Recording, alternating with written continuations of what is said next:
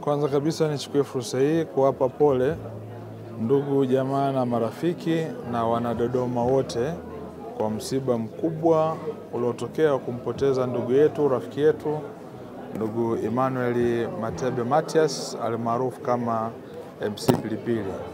MC Pilipili nimemfahamu miaka mingi iliyopita akiwa mmoja kati ya wasanii ambao wamebeba bendera ya Dodoma na kupeperusha vyema bendera ya Dodoma nje ya mipaka ya Dodoma na Tanzania kwa ujumla.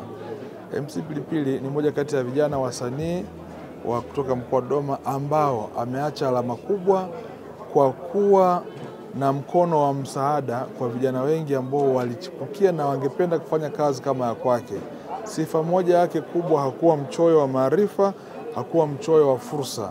Amewatoa vijana wengi sana, na hata kesho mtashuhudia watu wengi ambao watakuwa wakitoa ushuhuda, hasa vijana wa mkoa wa Dodoma ambao wengi sasa wanafanya kazi nje ya mkoa wa Dodoma ni kupitia mkono wake yeye, ambaye aliwashika mkono na kuwavuta huko alipo yeye. Kwa tunajisikia faraja ya kwamba ameacha mbegu nzuri, mbegu ya upendo, mbegu ya mshikamano ambao naamini pia watu wote hasa wasanii wa mkoa wa Dodoma wataifuata, na itakuwa ni sehemu ya kumkumbuka yeye pia. Kwa sababu hakuwa mchoyo MC Pilipili, amejitahidi sana kuhakikisha kwamba vijana wengi wanapata fursa, na hiyo ndio sifa yake kubwa. Lakini kingine, MC Pilipili hakuwahi kuikana asili yake.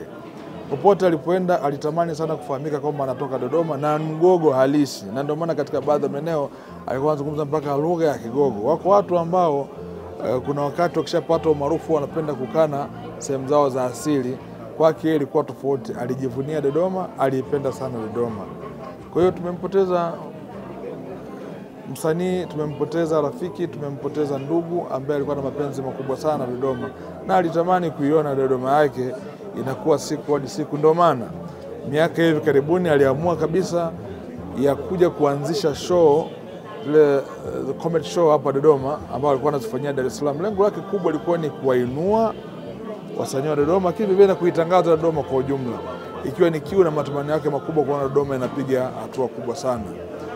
Ndugu waandishi wa habari, siku ya Jumapili ni siku ambayo siwezi kuisahau katika maisha yangu.